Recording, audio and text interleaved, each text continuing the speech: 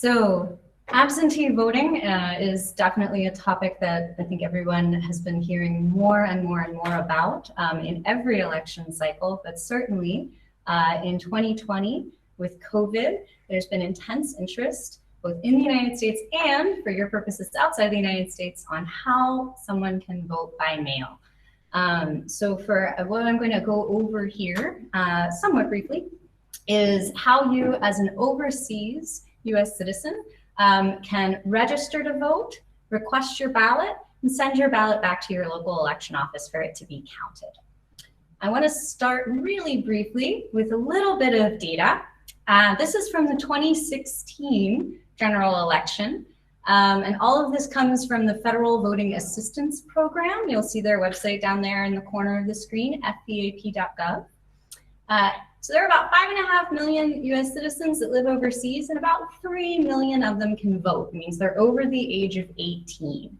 And that's roughly the voting population of the state of South Carolina.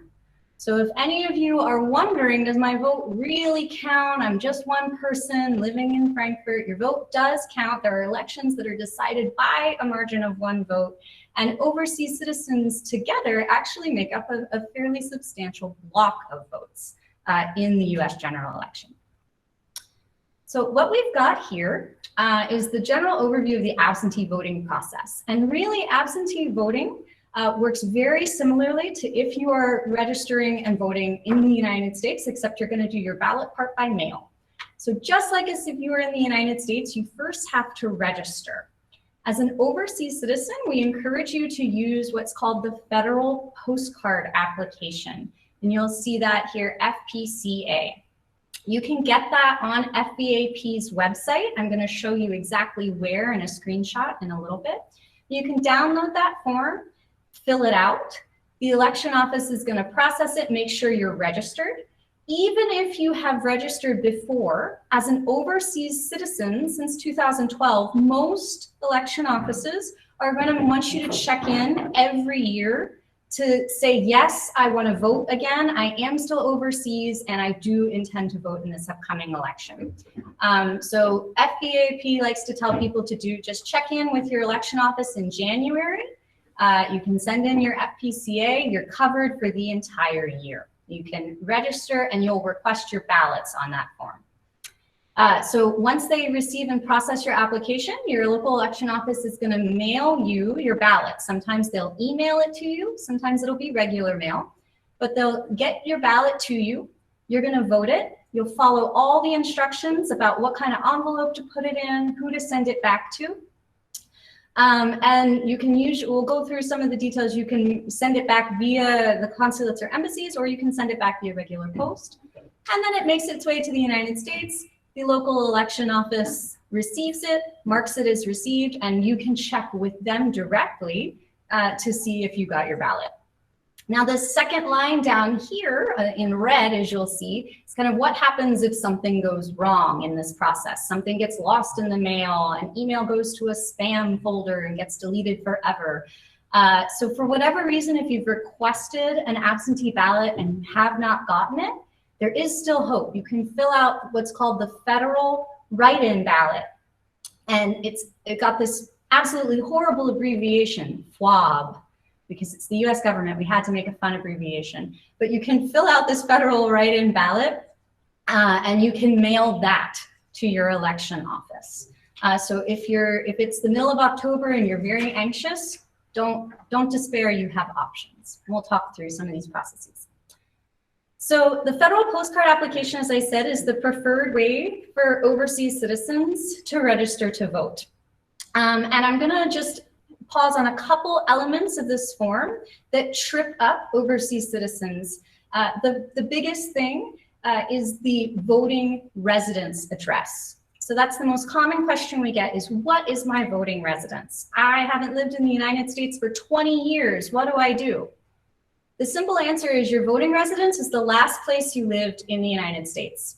It doesn't matter if that house is long gone, if you haven't seen it in 2 decades. It doesn't matter if it's been torn down and it's a shopping mall now.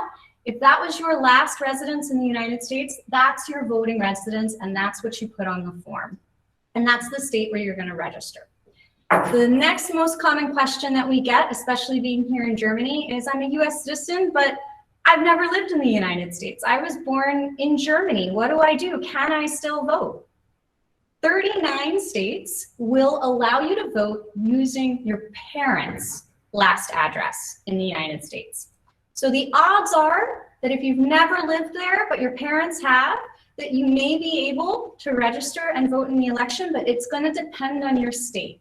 And again, you should go to fbap.gov because you can look up each individual state and look to see if in your special circumstance they'll allow you to use your parents' address.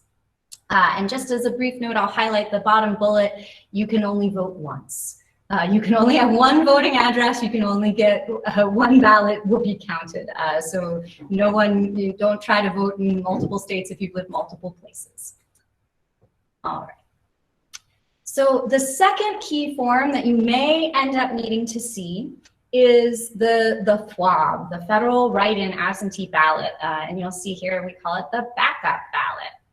So some of the information on this slide is describing the physical ballot if you were to request it here at the consulate, but you can actually download it from fbap.gov and fill it out, and you can just use your own envelope. It talks here about a secrecy envelope. You can just use your own envelope and follow their instructions about sealing it with your ballot in there. There's usually some questions. The backup ballot requires an affidavit, so a sworn statement.